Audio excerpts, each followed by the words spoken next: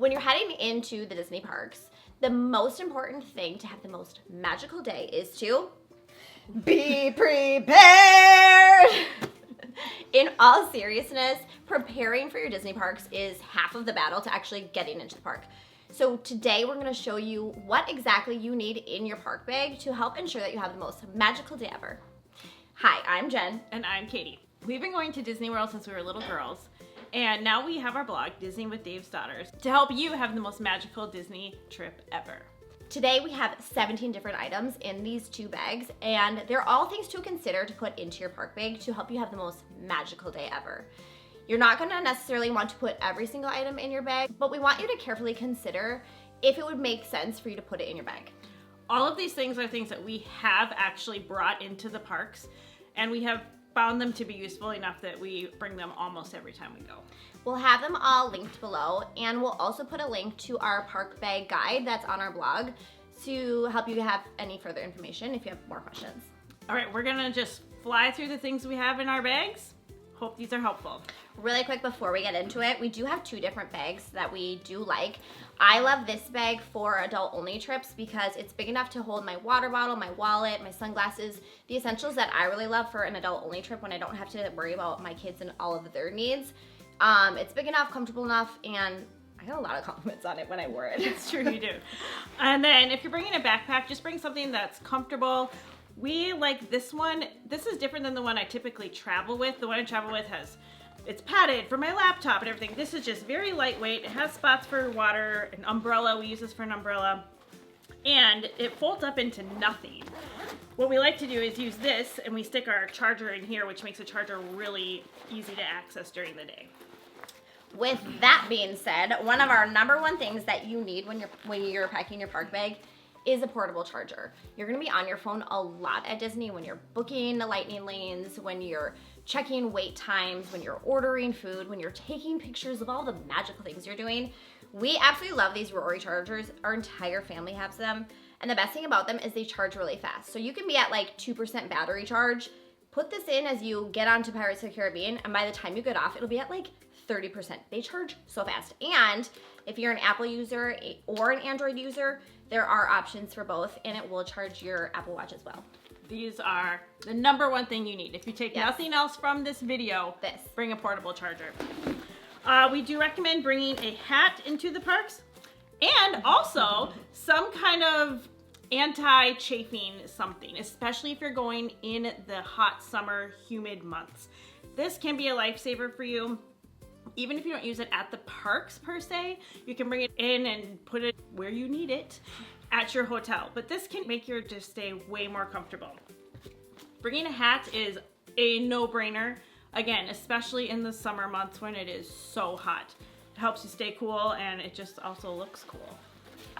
If you're not a big hat person, you can't forget your ears. You guys, I know this might seem silly to have on your like what to bring in your park bag, but there have been times that we've walked in the park and been like, oh no, we forgot our ears because we have sunglasses on, and you just feel like you have your ears or whatever. Don't forget your ears. And if you don't love the ears, try the ones that we have shared in our ears post below. They're super comfortable, way better than any of the Disney brand ones, and they're like a third of the cost. And it just makes your day more magical. We do recommend bringing some kind of wet wipes for the obvious needs to wipe off your hands, a table, anything. Bring something like this with you into the parks. A water bottle, especially if you're going when it's super hot. We really love this one.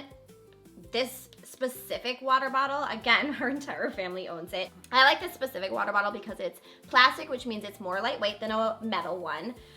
It's easy to screw off. You can get a glass from any of the dining stations and then pour the water in. Fun fact, if you can't find a water filling station, you can just go to a quick service or any place that has water glasses and get some water and then fill it up. We did this all the time in our last trip, and it doesn't leak.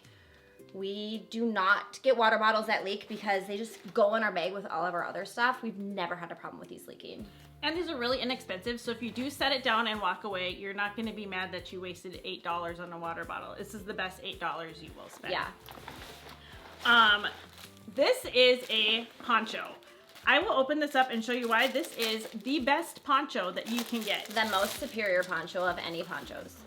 And we know from experience, because in our last trip to Animal Kingdom, it poured down rain, and everyone that had those were so much happier than everyone that had either the Disney one, which we ended up having to buy some Disney ones because ours ripped up, or the ones that don't have the elastic, which she's gonna show. This has an elastic hood with little cinching things to make sure your hair and your makeup and everything stays nice. And the best part is these sleeves. They're full length sleeves, and they have cinching wrists.